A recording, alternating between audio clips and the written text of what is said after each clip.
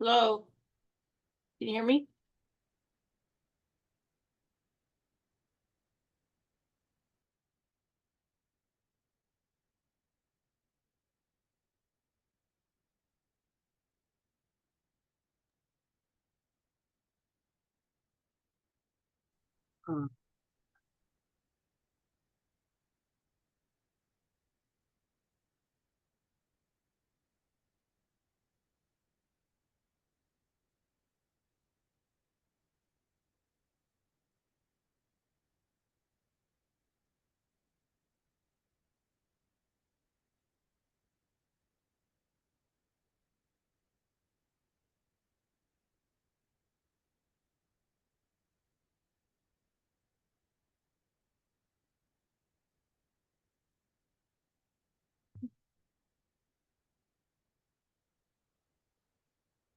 Term license use of T hangar number 4 by customers of Lake Placid Aviation Holdings.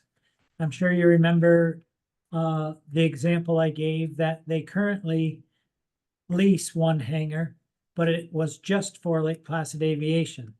And sublease came into question. Dick questioned how that wording was, and Brian from Mark's office helped straighten that out. So you were satisfied with the new one? Explain to me why it's still in there once. You sent something out. The sublease word is still in there. The sublease is still in there. Yeah, it's still in there. The term sublease. Sublease. It's in, yeah. Is it a true sublease? That's what we're questioning, or is it a rental? Sublease, Not crystal clear. sublease would indicate that they are taking the entire hangar and For a turning their term. lease over to that person. Or a portion could be sublease. Right. See, And that's my point. They're taking their lease, this their hangar, they're leasing it. Okay. Then they're going to use it. Somebody brings in flies in and wants to store their plane for a week. They're not leasing it to me. They're just, were they charging for it or not? They're renting it or whatever. They're not subleasing it, We would tend to agree with that. but it's still in number 4. That's my I, question. Brian actually changed that wording and I sent it out to you guys. But I thought it was in there. I thought it was still in there. Maybe they're No, wrong. on Friday the 28th at 10:47, I sent the revised one. You know, I mean, you're looking at Adrian's packet. Yeah. Maybe the wrong one got put in Here, Adrian's. I'll resend it to you all. Yeah, let me just, can you resend it now or no? I will do it right now. Yeah, let's see that, please. all right, while she's sending that, I'm gonna move on. Yep. We need an addendum to the town village wastewater treatment agreement. Oh, This this is is just a resolution. I didn't, maybe you have more information. Maybe I missed something on that one. on the wastewater. Yeah. This has already been tackled by the village.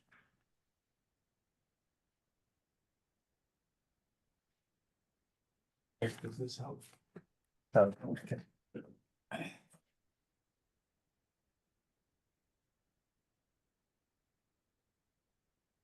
Yeah, that's current. I'm fine with that.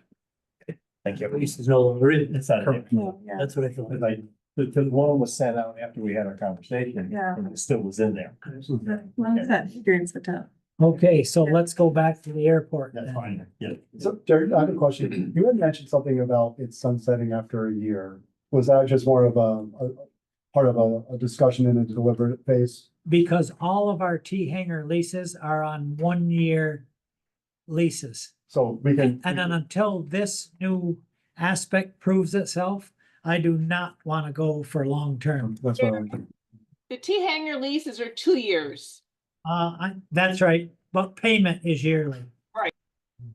Yeah, It's an adequate amount of time to be able to. it's just that without offending anyone at the airport, we're under a new lease with new uses down there. Certainly, we all want them to be successful, but I'm not about to offer lengthy terms until they prove it works. So what I'm hearing is that when they sign this, they'll have this for the 2 years, and then future boards can look at the process and then reevaluate it. And it's not just the process. In other words, we have the right to know, like, what they're charging people. The last thing I want to hear is that someone wanted to come up here to the horse show Mhm. and they put their plane in there for 4 days and they got charged $10,000 to use that T hanger that we lease out to locals for $3,900 a year. Sure. I don't want that situation. We want them to be successful without gouging people that are coming here. Sounds good to me. Okay. And I don't mean it to sound offensive, but I want to watch it. Yep. Yeah. Yep. Oh, yeah. Or I want the rest of you to watch it. Yeah, it's like- That wasn't even present. Yeah. We know where he's going. Yeah. All right. So did we take the vote? All in No. favor? Aye. No. We didn't Well, take a you have vote. to, I'll make a motion to approve the T hanger lease for number 4 by customers of Lake Placid Aviation Holding LLC with the revision that it reflects Kathy's most recent email and takes out the term sublease from number 4. That's what I have right here. Yeah. Okay. Kathy. Seconded by Dick. Any further discussion? All in favor? Aye. No one opposed, carried. All right. So you wanted to question the wastewater? I didn't really have a question, I just only had the resolution, so, and it just says, You need to do a roll call vote. Yep, it just says, to amend the agreement, but I don't know what the amendment is. the addendum, you mean? It's an add-on. I So don't think, Brian said not to change the T hanger lease, to just pass this resolution for Yeah. that specific. Yeah, we're talking about the wastewater addendum. Oh, I'm sorry. But you still need to do a roll Oh, call roll vote for call, the, sorry, for Yeah. the T hanger one. oh, The thing, okay. yeah. All right, I'm an aye. Aye. Aye. aye. Aye. That was Emily. Dick. So you couldn't.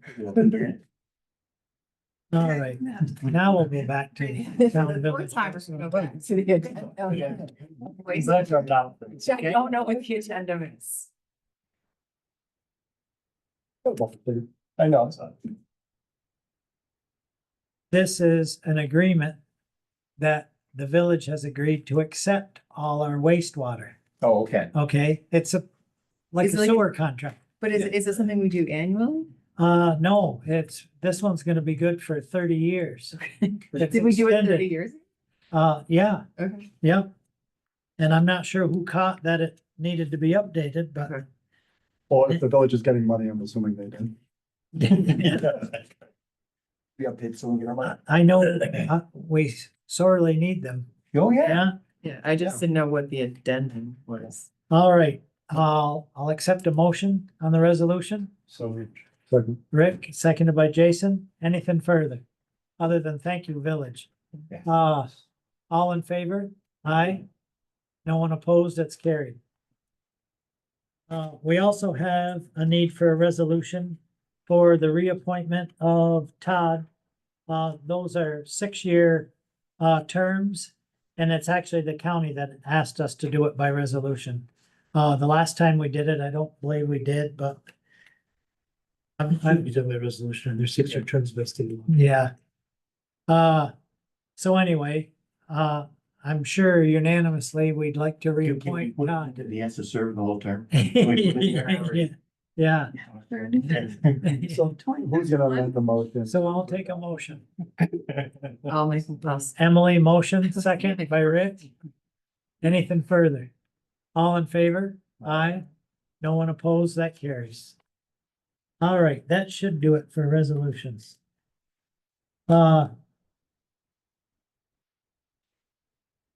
Now we're at a time where if there is any discussion, I would like to propose, we had a 2-part public hearing for our town order agreement that we've worked on. How long's it been? 14 or 15 months? Yeah, I would say over a year. Yeah, over a year. I'm actually very satisfied with the agreement, as is Orta.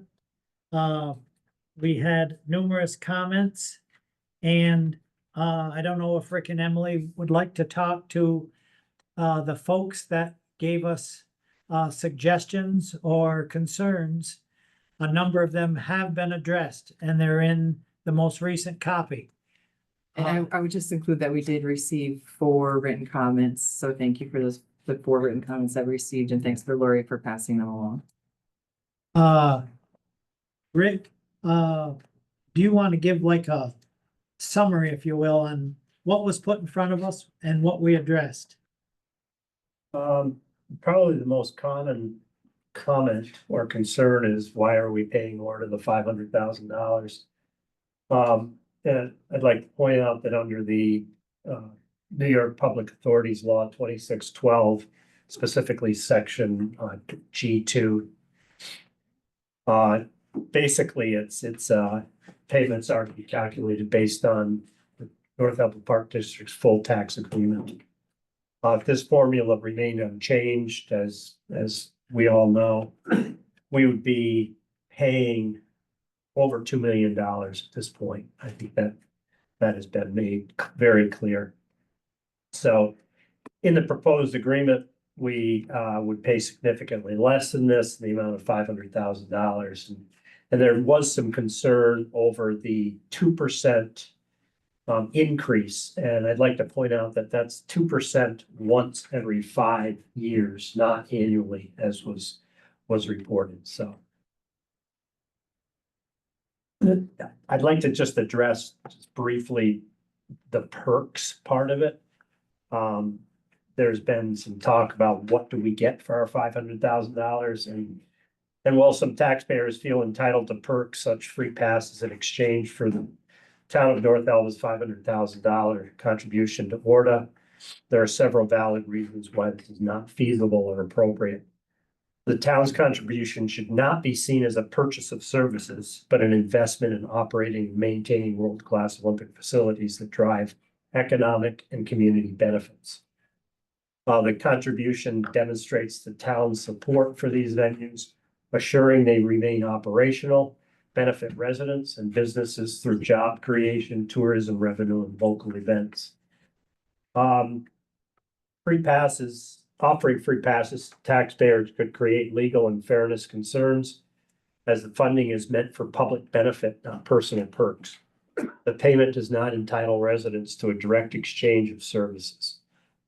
And that's the other item, I guess, was the Mount Van Hovenberg, the mention of it in the agreement, and I can certainly supply you with the Mount Van Hovenberg Recreational Area Unit Management Plan that by deed was a permanent easement by deed in November of 1965 that turned that property over to the state for use for recreational purposes. So that is why Mount Van Hovenberg is not one of the venues under the town's auspices. So the CEC was brought up and that language has been changed. And most recently, due to the efficiency of our attorney's office, we cleaned up the language in 4E, which was adding the word opportunities to maximizing revenues. That was another concern of a lot of the people speaking.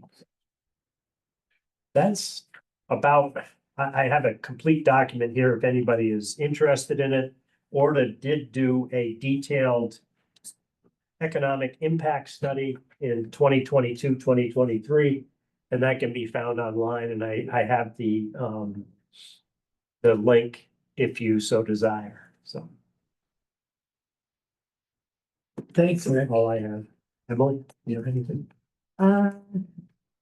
No, I think those 2 minor changes reflected a lot about what we heard in the public hearing.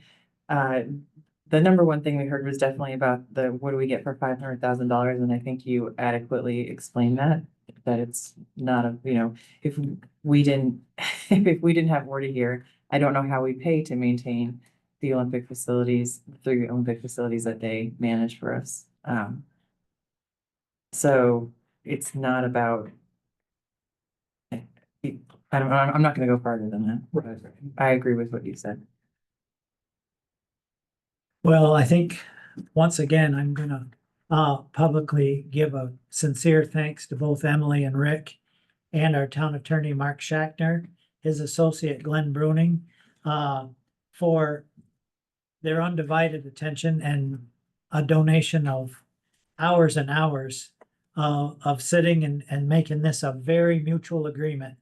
I can't say there was controversy through it at all. We didn't walk into this with total agreement on both sides. It took two sides talking and doing the best thing for both the public and for Orta's position as an authority. The benefit to many boards from our time here is evident by this agreement. It becomes now not a legislative document to trip over, but a management agreement that really makes much more sense and really should have been orchestrated in those dimensions from the beginning. But can you imagine the town fathers back in 1982 with a brand new authority from the state coming to town? And now what we've become is a world destination because of it. So again, thank you to all concerned. From the outside, the rest of our board here gave comment as we got it. And I'm more than satisfied, and a huge thank you. With that being said, I'm of the opinion that this document is complete. It's not only satisfactory, but it's good for both sides of the fence. And I am prepared to accept the agreement. I haven't polled each of you individually on purpose so that you would be able to give some comment here tonight. But I would very much like to be able to adopt this tonight to keep it moving. As you know, Orta meets quarterly. We've been at this 15 months, and it's complete in its time, at least in my opinion. With that being said, I'd like each of you to at least give some comment. The only thing I just said a couple things, but the other thing that I think is key to this agreement is reformatting from what was called the CAP to what is now called the CEC. And with this goal of having community engagement and involvement in everything in those three particular venues, and to have a feedback mechanism between the venues and the community members that represent those venues. And so I think that as that plays out, it will be very imperative to have people who really care. And I think we have 4 appointees, right? And I know that we can find them because we've heard from a lot of people that care about those venues. And then, Orta will appoint 3, if I'm remembering all my documents correctly. And then that committee will report publicly to the town board and to the Olympic Authority. So I think that managing and focusing on the CEC and getting that moving is our important next step. It's like, where do we go from here? We sign this agreement. If we all agree to it, majority of us agree to it, and then we get moving on the CEC. Yeah, I guess my support kind of hinges on the CEC, and you have, I would say, very high expectations for this group. Could you maybe speak to what the specific responsibilities are? I don't have maybe I do have the document. Oh, yeah, super, just from the negotiation, and it's only for the public in a sense. I think your idea for the CEC is fantastic. It's critical. We didn't speak specifically of what their specific role would be, other than being the conduit between the town and Orta. Okay. I feel strongly, as I know you do, that they certainly could be pointed in the direction of how can we work out some amenities for the residents of the town of Philadelphia. As you and I spoke a little bit, there's an event in town and there's 40 tickets sold for a 4,000 seat event. Perhaps the suggestion could be made, let's open things up. Yeah, let's go down to a $5 ticket and Right. fill the place up. So, I remember, sorry, go ahead. no, I remember that to some extent, I think from both sides, from town and Orta side, there was a desire to not be too narrow in prescribing the responsibilities of the CEC, lest other things be excluded. Sure. So Emily has been fantastic regarding like what the vision would be from the town and, but when I read the document, it seems like it's just maybe designed, or at least the language to say, okay, we're gonna buffer against any sort of event fatigue in the community, or if like the lights are on too long or whatever, and like the language in the document versus like the vision, the community-minded vision that Emily had, it doesn't seem kind of connect. I guess that's, and you had mentioned we can amend the agreement moving forward. or Yeah, at like least this the- is meant to be a non-static agreement, and that's why it's referenced in the 20-year management and operation agreement, but it's not referenced as like, with a date and a file number or anything like that, or it's not saying put into the actual thing, because this is meant to be a living document. Which is the point I was trying to make when I said Yeah. on both sides, there was a desire, I think an affirmative specific desire to not get into too much detail because it's supposed to be an evolving, like Alicia said, non-static thing. Sure, it has to be fluid. From a legal perspective, let's just say that the agreement, Orda and the CEC, they can't seem to kind of connect or engage in a productive dialogue. Within the agreement, how much kind of would the document, or at least the referencing the MOU within it, to kind of play into say, hey, can you please, let's suppose what I'm looking for. Like, you have to do this. Yeah, For some. I'm trying to be polite about it. Yeah, Yeah, well, if there was a change in management and they said, we're not gonna do this anymore, is there something in the agreement that says you have to do that? I don't know why I'm trying to be so cautious of that. Exactly what Emily said. It's like, at one point, like, hey, we're gonna play ball, you have to do this. Does the agreement stand up to that as you see it now? It does not have, and I think this is at least partially intentional, it does not have an exclusive or specific enforcement mechanism. So I'm looking at that from the plus side, it would be hard to view somebody as breaching the agreement in this regard. But to some extent, the whole idea of this is engagement in the citizen development is a feel-good provision that both sides are going into with our eyes open, with the anticipation that everyone's got common goals. The common goals may not always be identical. Sure. And that's where the boards come in. Sure. Meaning this town board and ordinance board. Thank you. So the biggest fear was that it revert back to the old committee, which was very strong in their opinions, and or to just pretty much rightfully shut down. And it was so much more about planning events, Correct. and we don't need No, committees that to plan was- events. That time has passed. Very We're different in- promotion, different promotional era, also. Yeah. Yeah. A very different promotional era. Which doesn't fit in 2025. I really don't have much addition to say, because one of my original thoughts, and we touched on it early on, is what can the residents of North Elba get out of this agreement to get as many amenities as possible? And I think we've addressed that, and I don't want to beat it to death, and I think this is the best we can. It is a good, that's, I got one way to say that wrong. It's the best we could do. I think it's an excellent agreement, with the CEC being the backup to go for the amenities. And that's what we want to see. So I think this, like you saying, Derek, I think it's time we did something. With that being said, are you guys comfortable on voting to accept or deny, whichever you want? I would accept a motion. I'd like to present a motion to accept. Are we supposed to read this resolution here? That's the resolution we're suggesting you adopt. You're not required to read the entire thing out loud, but that is the resolution we're suggesting. It's not that long if you want to read it. Let me see which one you have. Oh, why do you got two versions? Why are there so many versions of it? Because one addresses today's date in the town, and this one only addresses March 6th and February 19th. The one that we are proposing, the one that we suggested for you, has at the beginning the two public hearing dates in it. Which is, this one. Yeah, which is some of the one that I don't have pulled up. So so we're reading this and then we're voting, Mark?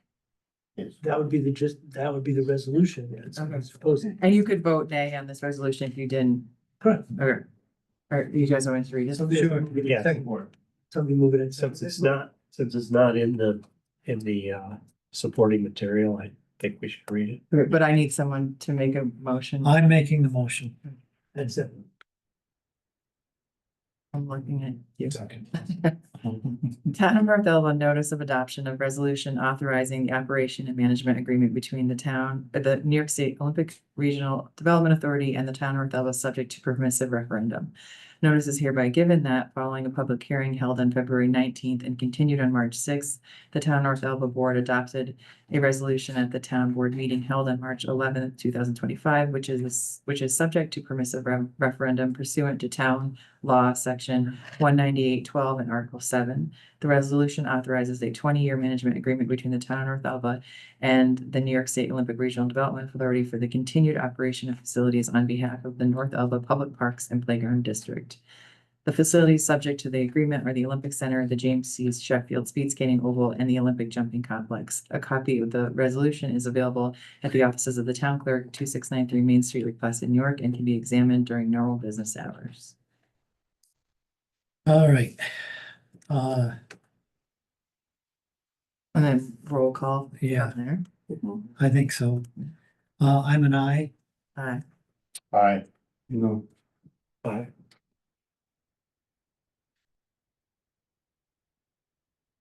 Motion carries, resolution carries. Thank you, everyone.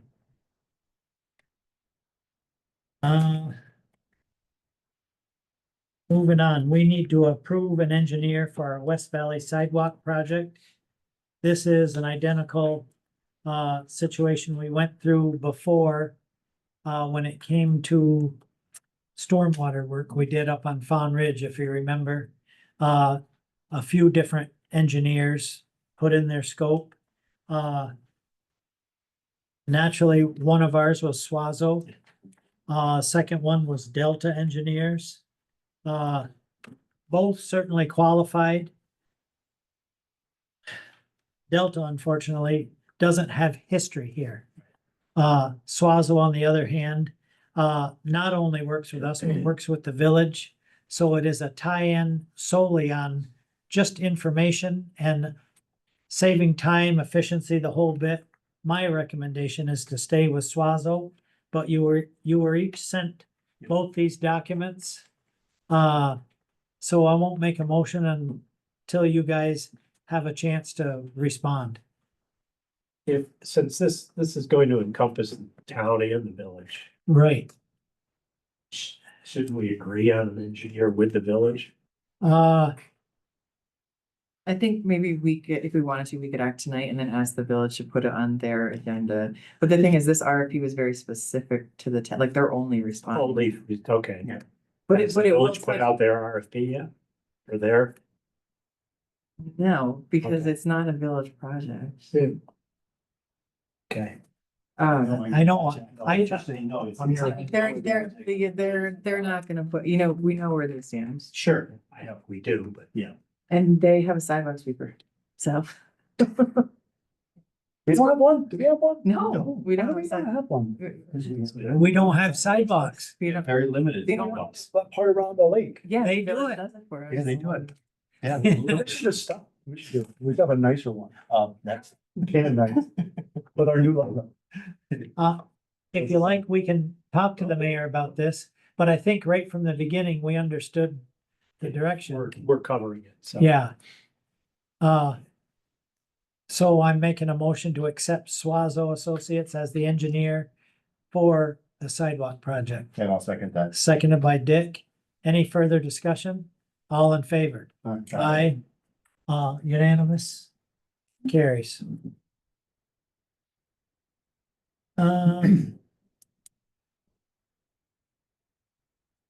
This is kind of a quick item, but I'm not sure everybody knows, but since the court clerks have divided, the village clerk now is in the far meeting room, And that used to be a staging area for attorneys with clients. Not on a regular basis, but every once in a while, they need to talk to their clients before they go into the courtroom. So they've lost that room. And I've been petitioned for them to like lock down this room or have it guaranteed to them every Thursday. I can't do that. There's too much happening here. However, in talking about the history of this room and the whole bit, Dean, our town judge, reminded me that this area right here used to be his doorway. And this post had to stay here. It was part of a wall. So my suggestion is, there's no reason we can't share this space so that when the attorneys say we have a meeting here and they need something, I'm proposing bringing this room back and getting foldable dividers that go on this wall and this short wall. They can go ceiling height. I haven't even priced them yet, but I think it's a good middle ground so that no one loses the services they need. My only question would be with the dividers. I mean, there's gotta be a privacy issue. I mean, not only just vision, but sound. Yeah, but right now they're in the hallways. Yeah, Yeah, I know, but I mean, if we're going to do something like that, do it right. You know, you can't, I don't disagree. you can't put a divider up when we're having a meeting here and they can hear each other. I thought about You that want as a fence well. there? However, I really think this is gonna be a temporary situation because I don't know what's gonna happen when police move to the beach house. In which case, Okay. I've heard, and there's too much rumor before they move.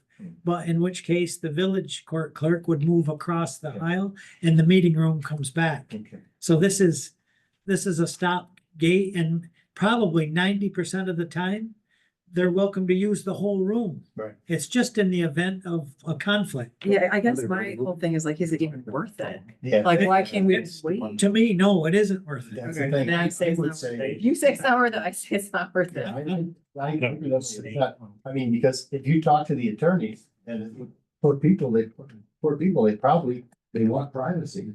We can't necessarily give it to them. So for now, don't worry about it. There is another space on the third floor that LPI vacated, like if they Yeah. ever, if they ever wanted to go up there, that it's totally not private. I'm sure Kathy can hear everything. Those walls are paper thin, but at least it's 4 walls and a door. Which kind of segues into the next item on the agenda in case. Yeah. So, I thought you have on the same line, maybe, you know? so Thinking 3 bullet points ahead. like Orda, I have a plan B too. Yeah.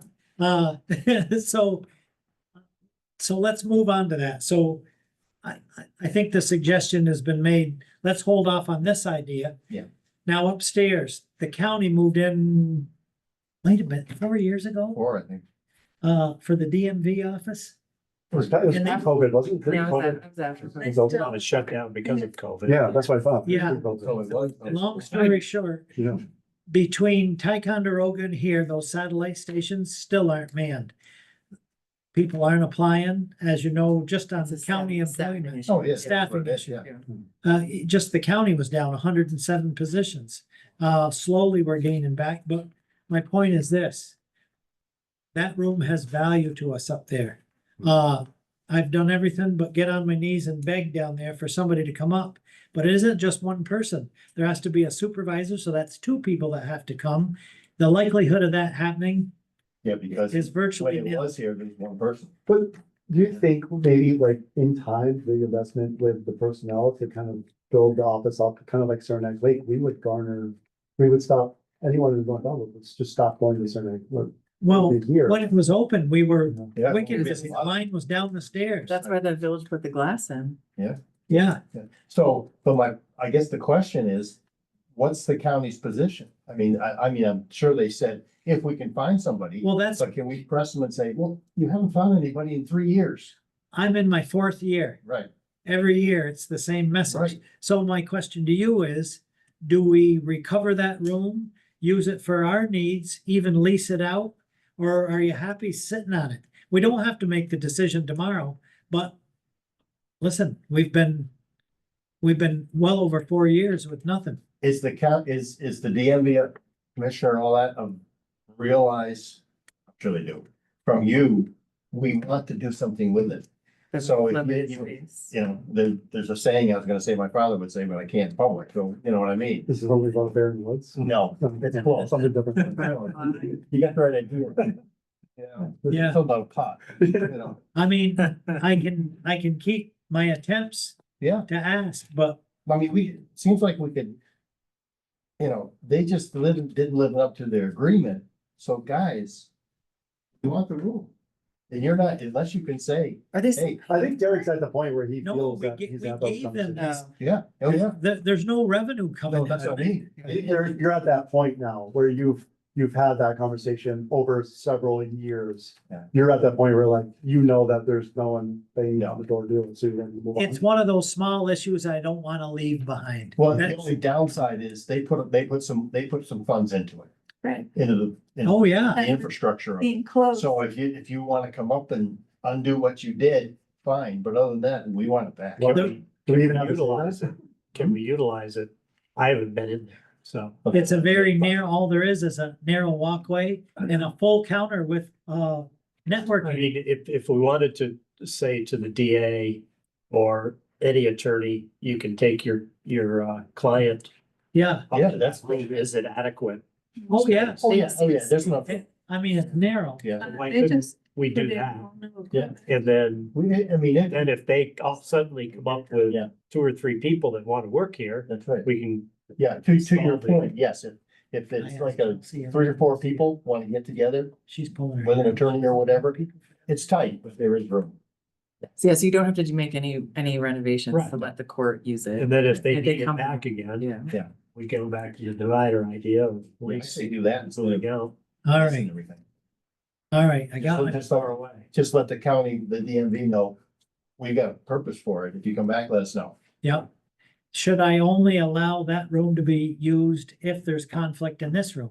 Cause if nothing's happening here, I got no problem with them being in here. Nope. that's Does that fine. require someone having a key or just leaving it unlocked? Is that? what- Yeah, and I can't leave it, there's expensive equipment in There there. helps, yeah, There has to be a way to identify that. I've walked in twice on attorneys. Go in here. I was uncomfortable with the situation. Yeah, okay. Yeah, So we need to put some markers on both doors that it's being used. Just like the elementary school little green light. Right. Going to the bathroom. That's a good point. So, we'll slide. It's fun. I hate to see people. Especially us. Yeah. Go ahead, Marcus, good idea. All right. Oh, Emily, you're up. Yeah. Land use code revision. You know, and I didn't know Mark was gonna be here in person. Now, like, my whole speech was like based on not being Mark, not being here. I go to- I guess step outside. You just. Just so common. I heard it. I don't try not to listen. Well, I'm just worried you're gonna start like rolling your eyes at things, so I'm gonna keep my vision over here. Roll up my eyes. So, but to update Mark, because I don't think you've been part of any of this discussion, but I've been keeping the board in the loop since January. A committee of 9 has been meeting to discuss minor-ish revisions to the land use code. We're doing it in 2 phases. Right now, we're on phase 1. Our hope is that the implementation of phase 1 or adoption of phase 1 would be within 3 to 4 months. So maybe sometime in May. So it's kind of like, there's a mix of both things. One is either low hanging fruit, or the second thing is stuff that, items that are getting a lot of attention in the community that we feel like we need to deal with right away. So maybe they're a little bit more controversial, a little bit more detailed, but we don't want to put them in phase 2 because they're in our face right now and we feel like we should deal with them.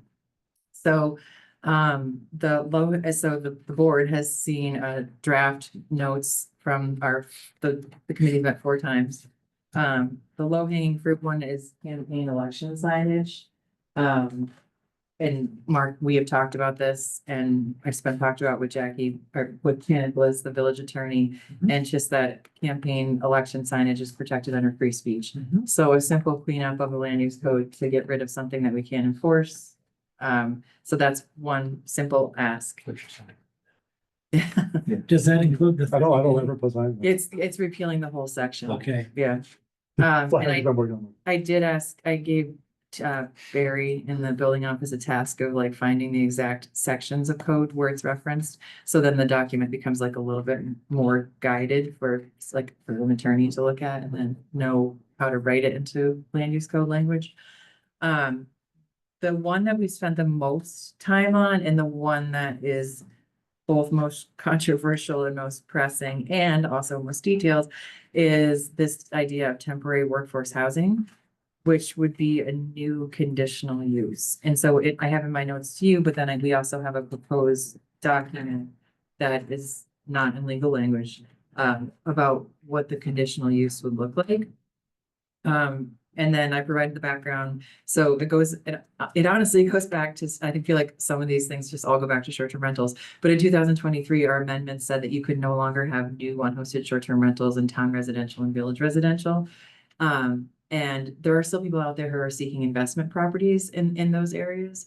And so and I'm not gonna say as a workaround, it's just like as capitalism evolves, they have found another investment style of use in those neighborhoods that are not unhosted short-term rentals. And that is basically housing temporary workers. Some are, I think the majority are probably J1 visas, so like 6-month visas or less. I think a lot of J1s are coming in 3 or 4 month visas. But they don't have cars, they're students.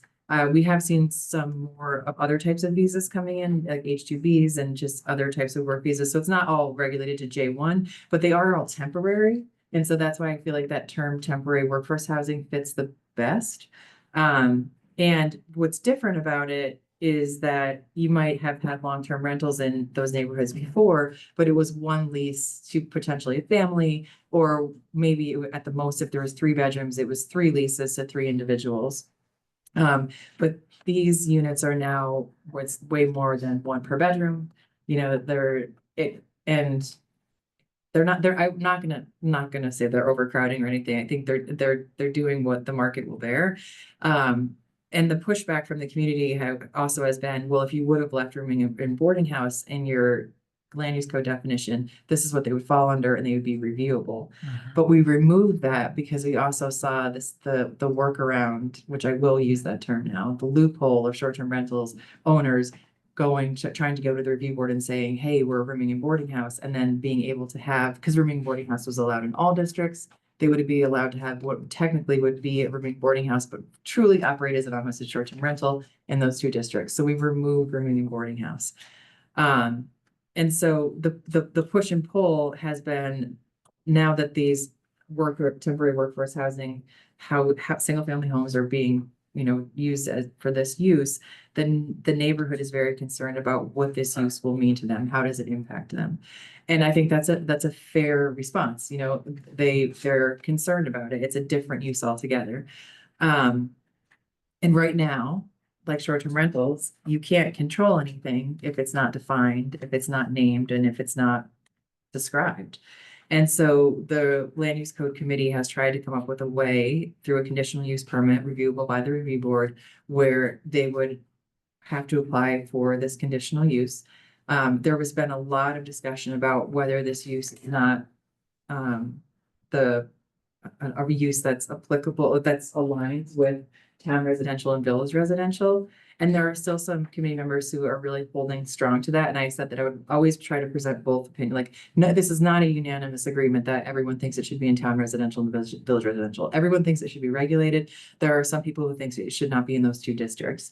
The majority of the board does think that it should be in those 2 districts, with a couple things. One is that that's where they're going to be anyway. Like, you're not going to put temporary workforce housing with people who don't have cars in South Lake. Or you're also not going to take a house that's of $2 million in South Lake and convert it into temporary workforce housing. Like, it makes sense that it's going to be in town residential and village residential. So one of the compromises was that we said, okay, we'll regulate it, but in town residential and village residential, we're going to limit it to 5 permits. So that was one compromise that we came up with in the committee. And then you also, just like short-term rentals, have to figure out how you're dealing with the ones that already exist. And so I think that's with consultation from our legal counsel, we have to decide whether we're gonna grandfather them in or we're gonna give them some phase of compliance. So they have 1 year to come to the review board and ask for an approval. And so if we decided in the phase-in approach, we limit the the permits at 10 in town and village residential. If we did not, if we grandfathered, then we limit the permits at 5. And then in every other district, they would be unlimited. So Gateway Corridor, Village Center, Old Military. Corridor. Emily, if they're in residential districts, Well, every district is a residential district, because Right. Village Center, the 2 allowable uses are single family homes and 2-family homes. how does your description, how does your description address single-family residences? Or the occupancy number? How? Okay, so occupancy, and I'm sorry, Bob is here and Bob is a member of the committee, so I'm giving permission for Bob to speak. Just listening. Okay, but if I misrepresent anything that's said there, Oh. I know you will, so the occupancy according to the building code is 1 person per 70 square feet of habitable bedroom space. And that's New York State Building Code, and that's really all it touches on in New York State Building Code about occupancy, so we put that in there. And then we also added this caveat about the number of beds shall be limited to 5 beds per full bathroom, because we've had some complaints that there's maybe a couple half baths, but there's only 1 full bath. And in complaints, meaning people that are staying there. So we're also trying to protect the people that are staying Sure, there. I think that's important. And the, if the number of occupants is over 11, then a permit is required from Department of Health, which is just Department of Health law. So we're trying to tie them in there because they're asking for help to get in the door too. Back to bed and breakfast. I mean, Rooming and boarding house. rooming and boarding. Yeah, Yeah. okay. And then a property manager is available 24 hours a day, control like things about noise, outdoor appearances, trash. We said, off-street parking was 1 space before occupants, because in general, they honestly don't really have vehicles.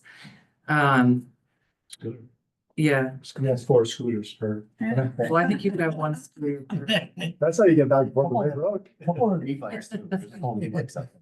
The building office would do an inspection prior to the issuance of the permit, and it would be re-inspected every year.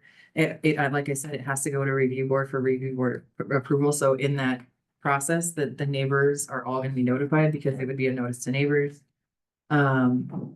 Oh wait, sorry, I just remember that it's actually a biannual permit review, so it's reviewed every 6 months because of the transient nature of the occupants.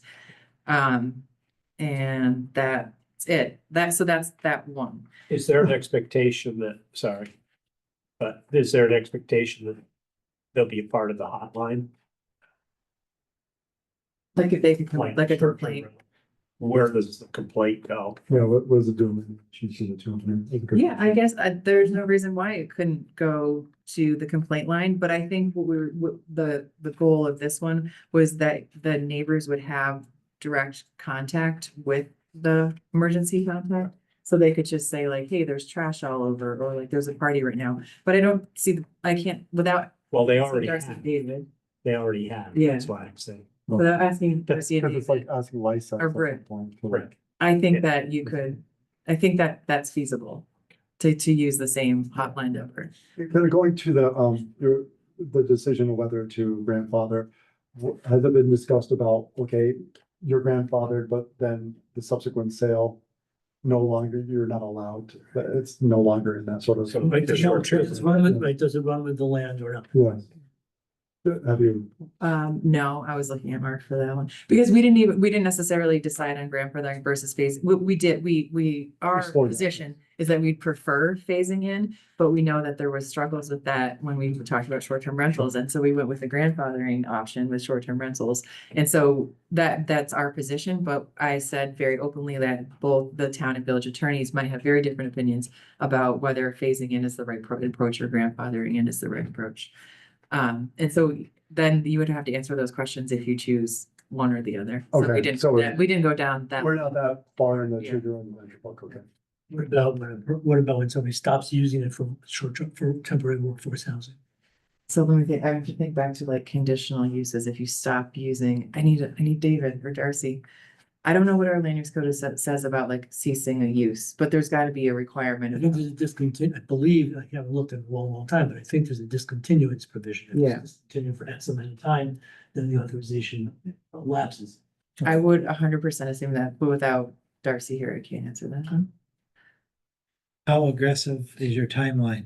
Well, we would like, and this, to be honest, this is much more of a village issue, but we have a joint code.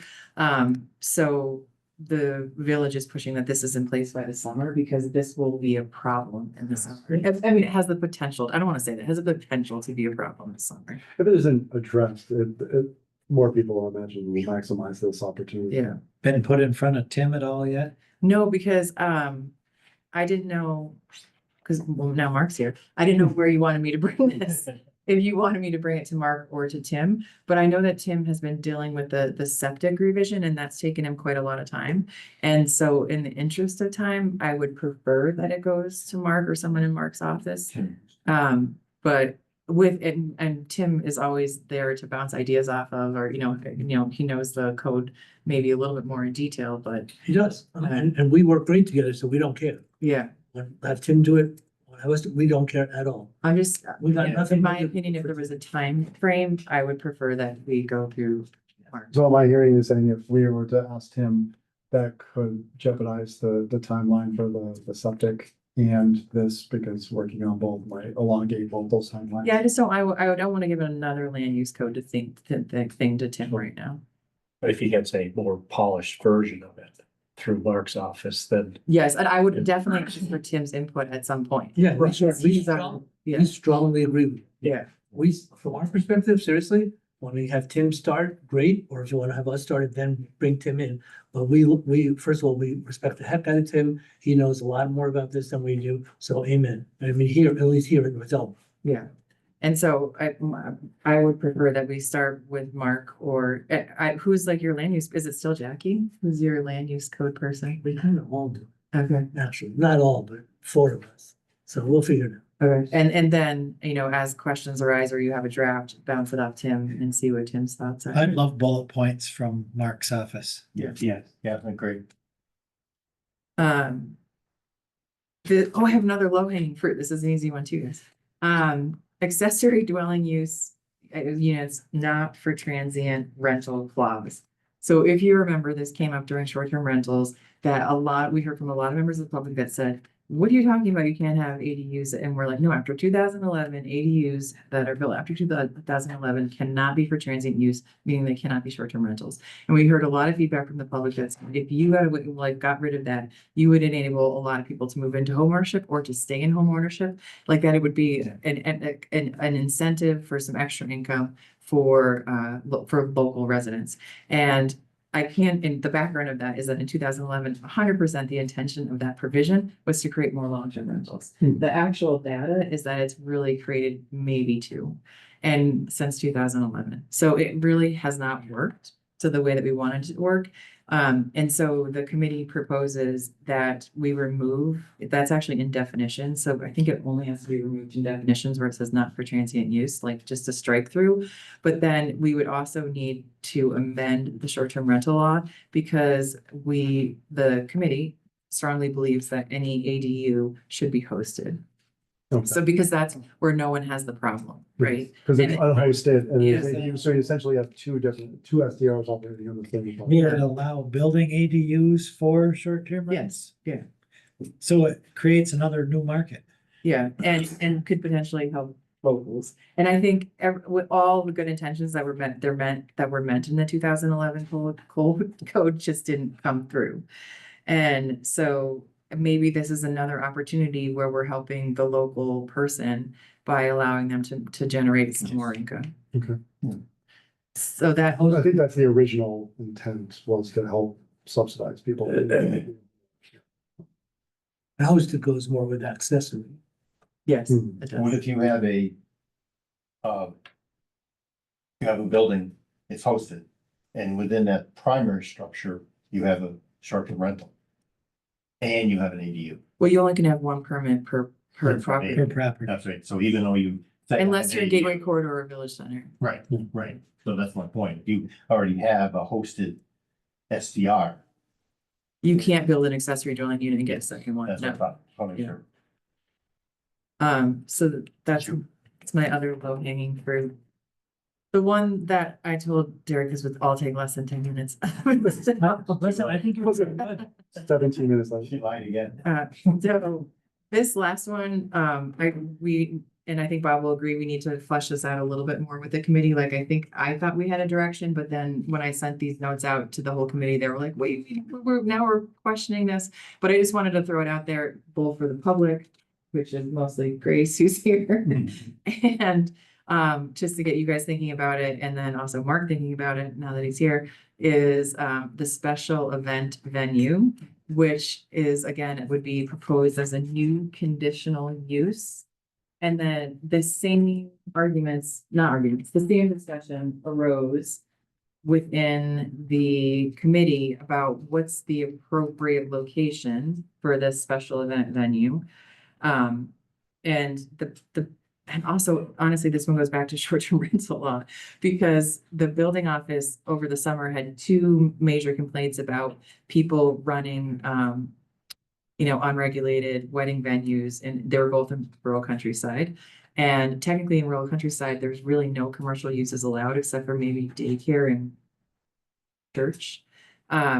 And what gave Darcy and David the most enforcement mechanism, or like the easiest and quickest enforcement mechanism, is that they could look at the website for, the property on Bear Cub, and the property on Bear Cub was advertising that they could have an event with 300, 200 people or whatever. But short-term rental law very clearly says your daytime occupancy is limited to your occupancy plus ×2. And so they were like, you're in violation of your short-term rental permit. And they said, oh, no problem. And they changed their advertising and said, you can have small gatherings, no more than 22 people. Like, they really responded quickly because they didn't want to lose their short-term rental permit. But if those places would not have had short-term rental permits, it would have been so much more difficult. I mean, think about what went on at River Ranch for 30+ years. Like, it would have been way more difficult to enforce those. It would have been, because there are no conditional use, commercial uses allowed out there, it somehow would have been enforceable, but it just would have been drawn out. And as long as if you're tying something to a permit, you have a lot more teeth in it. So that's where I think the building office is actually one of the main ones pushing for this, because they get tons of calls from people saying, we were thinking about putting up a pole barn, or like, what about this? And Darcy always has to say, like, well, we don't have any that can fit under commercial use. But commercial uses are only allowed in these districts, which do not include rural countryside. So it sounds like that new proposal has a high degree of discretionary decision. Yeah, so I think I mean, I'll give you an example. We've just taken into account all the parking. Let's use Stagecoach. They have Yeah. a certain number of people inside for dinner, certain number of parking, but want to run weddings. And in a special event permit could supersede what they're under for numbers now, correct? Well, I feel like that's a bad example because they can't go anywhere else. Like, they can't expand beyond what they're doing. Okay, But the way it's written is that someone in rural countryside who has a bunch of land could put up a pole barn and have a venue. And and again, I will say the committee is split. So now, speaking for myself, it seems like rural countryside is kind of the exact place that you want these, because it's desirable because there's views and there's less land. chance of conflict. Yeah, but we also know that the ones that were running in rural countryside prior to Darcy and David speaking with them, that came to us because of neighbor complaints. So there is the potential for neighbor complaints, but the hope is that if you regulate it and you give things about noise and parking and lights and like when people have to leave, then you are mitigating the effects on the neighbors. And, the review board would go out and do a site visit and say, you can't have a pole barn here because you're only 20 feet from that house. Like, you have 30 acres, put your pole barn in the middle of the 30 acres. So there's been some feedback too, like, if it's not a use now and it's not a problem now, then why do you want to make it a use? And I feel like that's where Bob stands. No, John, Justin, Okay. But I just want to make sure that I'm trying to represent everyone in the committee, but my stance is that it's just like short-term rentals. And if you don't regulate it, they're just gonna start popping up everywhere and saying like, what are you talking about? Like, this isn't a defined use, like, we're just like casually having people over. But I do think that the happy medium is regulating it, and the other happy medium is limiting the number of permits. So you just like don't have a pole barn wedding venue on every property on Bear Cub. And that you also limit, which the review board did do at Billy Walton's place. Blank Canyon- Adventures? Yeah, Adirondack Experience. Yeah. So remember, they have a venue place out there, and they limited it to, I think, 3 per summer or something like that. Okay. So, which seems a little bit restrictive, but I can understand as a neighbor, like maybe you allow them 4 events so that it's not every Friday and Saturday, your neighbor's having a wedding or some sort of event. Is there like, what are the parameters? Like, your family wants to have a family reunion and you put up a 20 by 20 tent in the backyard. Is that considered a special event? No, and so that's why but that's what people would say. Well, You know what I mean? I'm Like, trying if to you didn't find that. regulate it, they would say, that was just my family. I have a big family, and every weekend they come up for the wedding. I'm trying to decide, like, Like, how do you, what's the determining factor? so how I defined it was, facility for temporary gatherings, celebrations, or similar events included but not limited to weddings, corporate functions, or community events. Such venues can be operated by private or commercial purposes, and then it goes on. And so one thing, we could maybe even add something about advertising, right? So it's like you're advertising this use, and like, no, I think in general, most people want to comply. Like, they're trying to like have a real business model Right, that follows this guideline and gets a permit. Plus, it would be, to me, the difference with your example is it would be, if I'm understanding this correctly, it would be a permanent structure. No, Okay. that my pole barn is just an example. They could put up tents. Like, let's say Okay. we as a town board decide that it's limited to 5 permits in rural country, or 5 permits Okay. altogether. Like, only 5 permits for a special Right. will be given out in the whole town, no matter what district. And those 5 venues are limited to 4 events per season. Could we, within that, like you were saying, using correlating your, to your example of pole barn, okay? Like I said, if here's their property and here's their neighbor and they put the pole barn here, could we say to them within this, okay, you want to put tents up? The tents go over here. Yeah, like, part of the that's review what- board approval will be a site plan That's the thing. and a parking plan. Yes, but that's the thing, you're gonna use temporary structure, which is fine, but this is where you can put it. Depending upon size. that's not some low hanging fruit. We've talked about that as much as we had. I don't think I said this one was low hanging fruit. I said that it was controversial. Basket's full. Yeah. Yeah. You just kept. That's a good list, so. Did you see how she lit up reading, talking about land use code? Yeah. Only person I've ever seen light up talking about. And she has a pole right in front of her. It's just like, keep looking at it. Like- I told Derek I could do it in 5 minutes if I talked really fast, but you guys don't like it when I talk. They don't like it. Mark, you got something right on the end of your tongue? I can remember. You're gonna have a really hard time drawing lines, I know. really hard. You know, I wanna have, I just happen to have I legitimately have Okay. 5 family members coming over tonight for dinner. That's not a special event. If they're coming over tonight for dinner, it happens to be 2 of them are celebrating their anniversary, now is it a special, event? Very hard to draw lines, very hard. But I think with your help, we can draw lines. I think he just said no. Yeah, I don't like this. I think Emily's I think- Emily's gonna give you the crayon. She wants you to draw the one. I think it can say something like commercial functioning space. And if they wanna, so if they can reach out, so they're allowed 4 a year. If they can reach out to David and Darcy and say, hey, we're having an event this weekend, but it's actually our family's anniversary. Just wanted to let you know about it. It's our family's anniversary. And David and Darcy will say, okay. Yeah. Yeah, check it out. And then David and Darcy are fielding how many of these per year? Well, we're gonna set the number of permits and set the number of events you can have at each permit. And would be having the 4 family members over. No.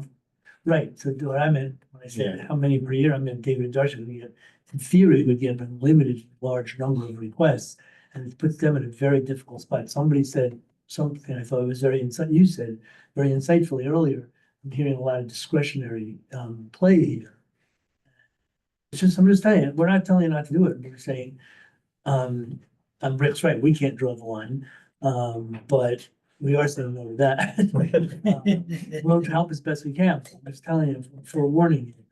You're getting into some stuff that's really hard to draw lines and enforce. But don't you agree, it's exactly like short-term rentals, where everyone said you can't draw lines, like, how, you know, people are, how do you know if people are not, like, they're gonna say they're your family, you're always gonna get those people who are like, trying to skirt the system. Yes, It's something to there's- deal with. You have to deal with it. Yes, there are similarities, and remember, we never ever say one must regulate short-term rentals, we think that's a very slippery slope also, but the one thing that is typically. There's one aspect of short-term rentals that's at least objectively verifiable, factual, that might not be here, and that is money changing hands to pay the rent. Yeah, so what if there's an app, like, all these places have they have websites. So you would automatically be able to see in the website that it's a commercial, like it's owned by White Barn LLC. And like, this is how you find your rental fee. So like, this is the rental fee, or inquire about a rental fee. You could clearly see that there's an exchange of money. Special events also, Yes. to tell you only commercial ones. I think so. Yeah. Yeah. You mean like not like a private family, but I like how Emily is Yeah. maximizing. Yeah. Well, like, he's already paying him, so let's just make a puzzle for. And I just got an eye roll from you. and said, well, because It's Emily. Because there are ones Yeah, that are yeah, like that just one's bad, too. owned by a family. That's why I said private or commercial, because they're still owned by a family, but the family has the property in an LLC and they're advertising it as a commercial venue to have a wedding. never easy to draw these lines, but what I'm saying is easier if you limit it to actual commercial activity. Yeah. But how would you define commercial? Typically, it's money changing hands. And you already said how you can do that, with, you know, if they have a website, They see rates and advertise. things like that. If I'm having 50 people over to my house and they're all my relatives, you're not gonna tell me what I can do. No. Right. That's another thing. Yeah, that's the thing. That's very important. Yeah. That's more or less one of the things I was getting at. The commercial enterprise, I can see it. Yeah. But that's it. But if Dick rents my house for his family. And he's paying. And I'm He's saying, paying yeah, for renting it, it, then. that's, And Very kind of you. the other thing, I'll just It's kind of you. I'll pay him. about districts is that there was a lot of concern, like, what if someone in village residential could apply for this permit? Which seems like a little bit crazy because no one has the I space. can say, right, because But so there was also discussion about limiting it, like not allowing them in village and town residential because there's no. no, I don't think you would want to. I just assumed we wouldn't be talking about those areas. That they wouldn't be allowed there. They wouldn't be allowed, no. I mean, you're talking about rural countryside where again, you've got I mean, it may 5, be old 10, military 15, 20. quarter. 20 acres you know. and, you know. So then what can we expect to see from this point forward? Would it be, I think you need to ask Mark. yeah, Emily is. that's what I want to determine. Do we want to start with Mark or do we want to start with Tim? So I want to start. All right. We'll take whatever bullet points you put down. Have you seen, this was in Adrian's packet. I don't know if you saw these yet. Okay, I'll send it to you. Thinking you have them, don't you? All right. There you go. That's it. That was a lot of info. That was pretty good. Just flip this over now. All right, The next episode of Land Use Code Podcast. Yeah, do you want me to go start in phase 2? Kathy mentioned an interest in us tackling the comp policy that you worked on, Rick. I don't know if you have that copied or if you want this. I mean, I've read it. I read the examples that Kathy shared and stuff. It seems to, I think it covers. I can't think of a situation that doesn't cover. Is there anything left that you wanted to address? No, it's not as restrictive as I know, Dick will disagree with me. Go ahead. Not as restrictive this? as I, Okay, because I know the village is more restrictive than that policy, but I certainly respect Glenn. I think Glenn drew that up. yeah, And so there's a precedent set there, but I know Dick had an issue with the 2-day limit. Hmm. Which you know, we could leave that as a discretion of the supervisor. Yeah, that's my point. If you know, if 90% of the time the supervisor wants to leave it at 2, that's fine. But I did speak with, our highway super about the example that Kathy brought up. And he was totally unaware of it, but, well, that it could be snowballed like that. Okay. However, he said, how do I prevent that? I can't predict the weather. So I mean, I'd like to just clarify one thing is that different departments have different uses of this comp time. There's different reasons why it comes Hmm. into play more often in highway than it would in Correct. park district. So it's not an easy policy to cover across the board. And I wouldn't want abuse of this policy either.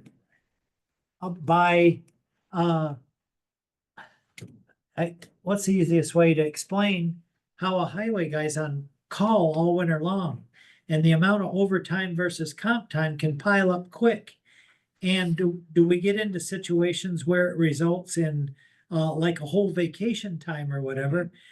Certainly discretion has to come into play so that the services of the department don't suffer because of this policy. We have to be fair to the employee, but still be responsible to the town. I think the ultimate goal of that policy was to standardize across departments. Yeah, As Craigwood was different than the highway, and the other suggestion that was made, and I totally skipped that, so I apologize, but put some sort of language in there that says that you cannot use comp time in conjunction with overtime. Right. right. That seems to be the biggest issue for me. Right. Correct. So Yeah. the scenario was, Joe wanted to use 4 hours of comp time on Monday. So he used 4 hours of comp time. It snowed Tuesday, Wednesday, Thursday, Friday. And so now his time and a half comp time turned into time and a half again. So it just multiplies the time and a half. Yeah, you can't, that's. How can you write that? You can't. I discussed that scenario with Brian, Okay, Yeah. said based on the fact that there's wording in the union agreement about how overtime is accrued, that we can't make any changes to that comp time policy the way it's drafted. That's what I would do. Totally can. These are the nice things. Well, we could do an LOU, couldn't we? With them? Do you think they would? I don't think they would be willing to do that. Unless we incentivize them. so how do we move forward?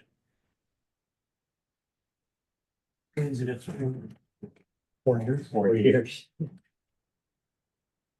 Yes, Are you just looking? you're- So maybe so you're, Well, this is actually less restrictive than what they're operating against now. Right. So why wouldn't they accept it? You know, And they're gonna have to think about it, but Right. yeah, once they think about it, I think they're gonna say, sure. right. I mean, we've done things like that before where we superseded Right. the agreement and it's to their benefit. yeah, Well, well, then that's you're good relying on faith. them, relying on them to see that and to trust the fact that they're gonna open up the contracts. I think more often you do that. Yeah. But if it's to their benefit, I don't see why not. Like with pay raise. I mean, we. Yeah, that's what I'm saying. All right, so do we want to table it for another month? Or, Yes, Yes. yes. Okay. I think- And I'll get back on it. I sort of dropped the ball on that in lieu of Florida. Like I said, I just think that, to my point again, I think the 2 is too restrictive. But there's many times where the 2 is applicable. And Right. that's fine. So make it up to discretion of the supervisor and we just have to, talk to our supervisors. And say, this is the policy. Do you understand it and realize you have the discretion here? yeah, That's the appropriate change. I mean, we're paving next week. You're not gonna take a week of comp time. all right. Like I say, I kind of inserted you into the committee reports there. Kathy, while we're on committee reports, I have this document from you about the town of North Elba cannabis sales taxation funds policy. Is Yeah. that something you wanted addressed tonight? Yes, I was hoping that everybody had had reviewed that resolution. And I thought collectively, we've all talked about Yeah. this. Yeah, it's just creating the budget lines, but the. Okay. I mean, yeah, basically, this is making it official. You had the intention when this started last year of doing this, but we Yeah. never got the resolution All right. in Want place. to read another one? Sure. He should have said it his right hand. Fast as That's as you want. Proposed resolution creating new miscellaneous fund CM02 to account for receipt and expenditure of cannabis tax revenues per town of North Elba cannabis sales taxation funds policy. Whereas the town of North Elba received the first disbursement of adult use cannabis tax revenue from Essex County in March 2024, and whereas the town of North Elba acknowledges the Office of the New York State Comptroller's guidance that money received by a town from the Marijuana Regulation and Taxation Act as signed into law on March 31st, 2021, should be recorded under new revenue account code A116 tax on adult use cannabis. And whereas the town of North Elba board adopted the town of North Elba cannabis sales taxation policy on July 9th, 2024, whereas the town of North Elba wishes to create a fund to easily monitor and report on the revenue and expenditure of tax on adult use cannabis. And whereas the current current net balance of the tax on adult use cannabis funds from date of first receipt to date of last approved disbursement under the cannabis sales taxation funds policy is $67,908.93. Be it resolved, the town board hereby approves the creation of CMO2, a miscellaneous fund, to account for the proceeds of tax on adult use cannabis funds, which are committed to expenditures under the cannabis sales taxation funds policy. Furthermore, the town board directs the budget officer to audit the CMO2 fund balance on an annual basis as of March 31st of each year to determine if excess adult use cannabis funds shall be returned to the general fund. Thank you. I'll make that- Excess funds is defined policy. Yes. Yes. You making the motion? Yeah. Second, Dick. Further discussion? All in favor? Aye. No one opposed, it's carried. Thank you. I guess now, Kath, we're to budget adjustments, personnel actions. Budget adjustments. I'm gonna start with year-end 2024. I have completed the data entry for the annual update document, which must be submitted to the state comptroller's office by the end of this month. I gave a copy to Derek. I can email it to the rest of the board if you all are interested in looking through it, or you can come to my office. But with that being said, there were two other budget amendments to finalize 2024 that I need just to quote unquote clean up the books a bit. I emailed them all to you guys on Friday. The first one's for recognizing the revenue for the coronavirus funds or ARPA funds. Yep. And transferring that money to the consolidated sewer district. And then the other one was for recognizing the occupancy tax that we received through the end of the third quarter 2024 and increasing the expenditure account where we send that money over to Roost.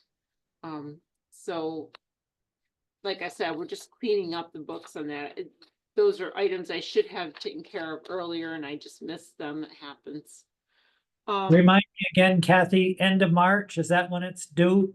Yes, the annual update document for the town is due to the state the end of March. Okay, And then the second budget amendment is for 2025. And the first one is for recognizing the fourth quarter occupancy tax that we received this year and increasing the expenditure line to send that money over to Roost. The second Yeah. one. I'm I sorry, think was- it's the wrong one. Kathy, did you send that on Friday too? Yeah. Yep, it was all in the same email. Okay, let me just go to the email Not then. the attachments on that email. It's like 192,000. Okay. Got it.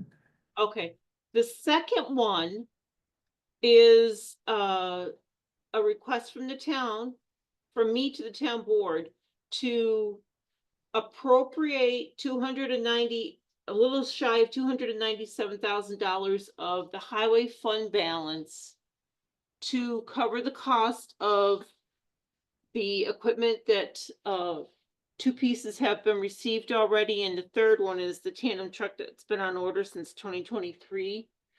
And the reason for that request is twofold. One is, for 2024, the highway fund has actually increased the fund balance by $650,000 over the prior year. The majority of that due to the fact that our sales tax revenue for 2024 was double, came in at 626,000 versus the 302,000 from 2023. So there's a lot of fund balance in the highway fund that needs to be used. So I'd rather use it for this equipment than bond. We fully agree. Yes. And then the last one is a request from me to the town board to appropriate $50,000 of Park District fund balance to make it available for the remaining amount of the contract for Swazo's group for the horse show grounds agreement, which is 50,000, just a little over $50,000. Yep. And Do you we, remember the original amount? Was that an $84,000 or $89,000 contract? gosh, you know, All right, I'll look it up in the I want to morning. say it was 69,000 and some change. Yeah, but if it's sidewalk oriented, oh no, or No. was this was showgrounds? This one was for the showgrounds. Okay, Yeah. all right. And after making those appropriations for the highway and for the park district, that still leaves the highway fund balance at 55% of 2025's appropriations. So there's some more work that needs to be done on working with designating that fund balance for certain projects. If it means spending down, no problem, Cass. Yeah, exactly. Yep. And the park district would be at 33%. So we're still very, very healthy fund balances. So that's all. That's such good news. Yeah, that's all I have for budget adjustments. No. Can we go to personnel actions? In that same email, the personal actions. Yes, so John Riley, and Black Fly John Riley. so he already has two people working? No, but he, Oh, I'm looking at the wrong year. okay, so Just looking at yeah. the wrong year. these would be effective Tomorrow. tonight. Okay, when you guys approve them, then they become effective, but I put on there the date of hire for these individuals, so you could see how long some of them have been with us. He's almost ready to set them loose. Yeah. But how are they gonna get anywhere? Snowshoes. You Oh, see, yeah. It's supposed to be 50 all the way through this week. Well, tomorrow's 30. Oh, I think Sunday's this 60. weekend is gonna be 50. yeah, There's also like 6 feet of snow out there in Mills. They're used to it. Yeah, I want to have a conversation, like, I don't know who else is commissioner, but like, So the last 2 years, maybe what is he gonna do to adjust with climate change? Is there's any different process? well, He's answered it that, too. depends on the start date in the spring to identify the larval. You know, Because if we need 3 treatments, that's what he does. There's been years, I think we've done 4 treatments, what's the 90 square Oh, miles. I'll have to talk to him what the max is because. It will be good. Yep. But, water temperature has everything to do with it. They're spraying again. What else you got, Kath? So, Sharice has also requested approval of hiring. Yes, we'll talk about that in executive session because it's contractual. It is? No, this is a part-time laborer. What? I'm confused. You could talk about executive sessions, hiring, firing, promotion, or whatever, or a particular employee. Okay, so. yeah. So we can go to executive, Yeah. yeah, Okay. that's what I prefer to do. All right. But this is just a part-time unskilled laborer position. She's not looking for a Uh, full. Yeah, No firing, whatever. yep. Okay, but we'll settle that so you know tomorrow. Right, So and that- then the audits. You guys have all the audits? We do. Yeah, Okay, so that's it. That's all I have. So are we making a motion to approve everything but, but the part-time, the. well, why don't we just say but personnel action? Then we'll come out of executive session and vote on personnel action. Okay. Yeah, Right, so. And Rick will take this. That is my motion. We're doing individual motions, just not, You want me to do them individually? well, I think that you should just, approve the, I'll make a The motion to audits. approve the audits. yeah. I will ask this before Kathy goes. Is there any information that we would want from Kathy pertaining to the term of this short term, or do you have the information you need, Rick, on what Sharice wants? Like, for instance, why now versus April 1st or April 15th? Kathy, what's your take? It's my understanding that Sharice has been working out at the greenhouse and has to start ordering the plants for the spring planting. So I imagine she must need somebody to help her with that. And she only intended for this individual to work through early June because she will then not be available. Yeah, she'll be doing the Saranac Lake Youth Program. Oh, that's what it is. Okay. Yeah, I just want to know the parameters of the workload. Okay, I'll move personnel actions over. So if you guys want to approve Okay, budget adjustments and all that side. I would take I think we moved for the budget. yeah, and audits. Yeah, I can put them together. I'll second. She moved, you second. Any further discussion? All in favor? Aye. No one opposed, that's carried. So we'll let you know on personnel actions. You're gonna. And I know on, Personnel actions after the audits, then, after the executive session. uh, However, our agenda isn't No. over yet for No. executive session. Right. We've approved audits. We're at the time where person's opportunity to speak, press questions. Hello, Fred. Hello, I have questions on 4 topics Okay, discussed tonight. The CEC, that's the Civic Engagement Committee. yes, No, it's community. community. Community Engagement, sorry. So that, I thought I heard was there gonna be 4 members of that? There's 7 members total, 3 members from from Orda and 4 members from the town And how will the members of the town be selected? appointed, By- this town board. Will the town board put out Absolutely. a solicitation? Yeah. And that We won't do Indeed. What's that? We won't do Indeed.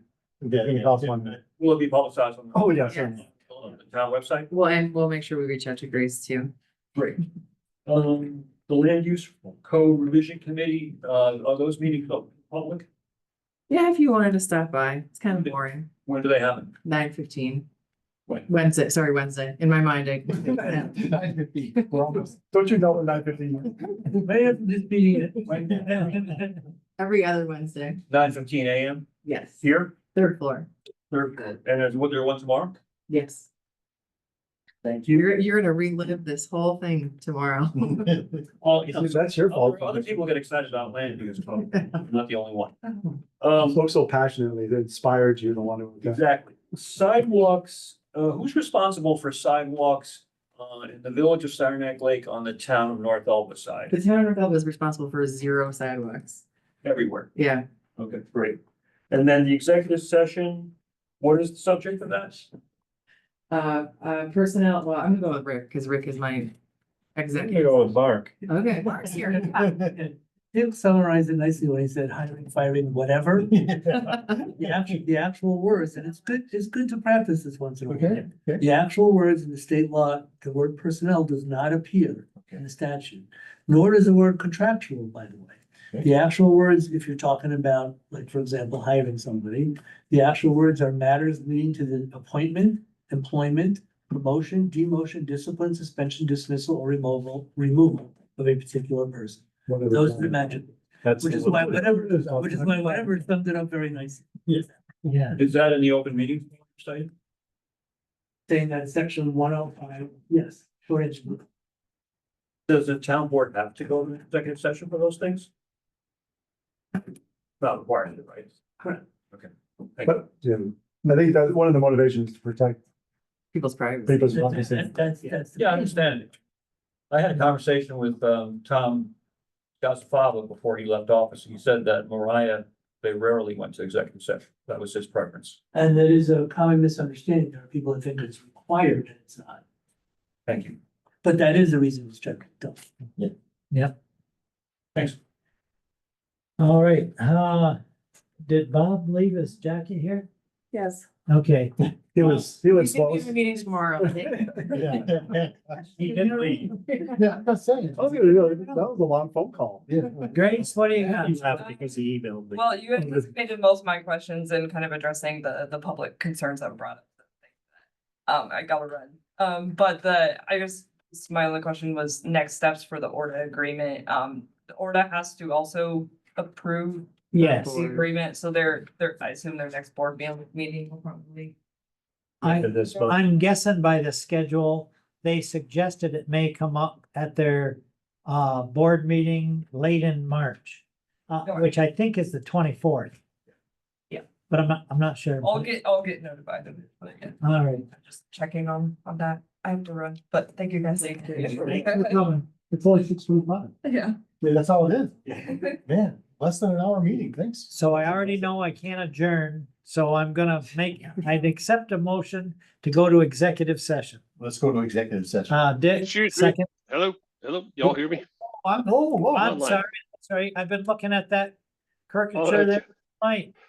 Yes, sir.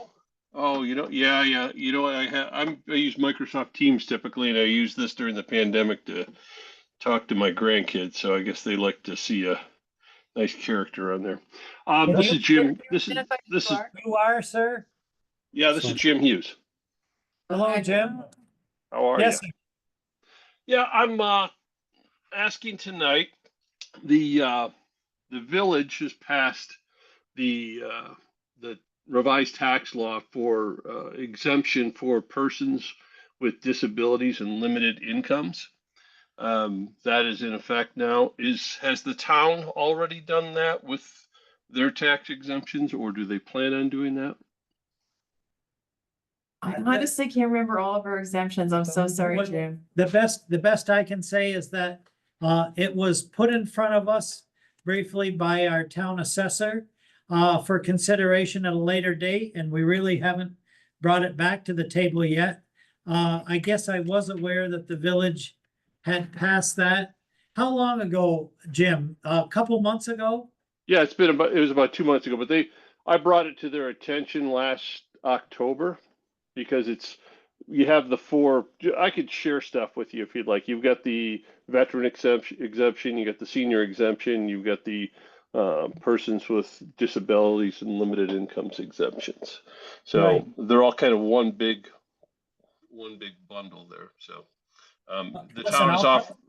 The town is touch off. base with Todd tomorrow and see if there are optimal times of the year when that exception can be looked at and voted on. Because I think I don't mean to say time sensitive, but I think exemptions have to meet certain dates.